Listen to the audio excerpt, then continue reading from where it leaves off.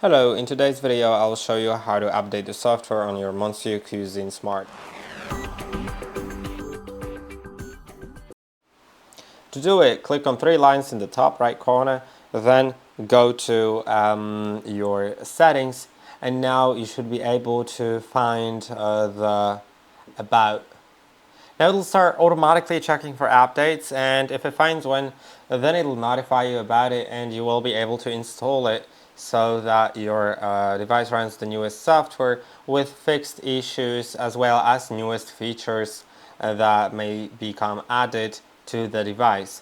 Also it may happen often that the update pops up automatically on your screen even if you don't actually look for it. And in that case, it'll probably automatically start installing, so you just need to wait until it finishes.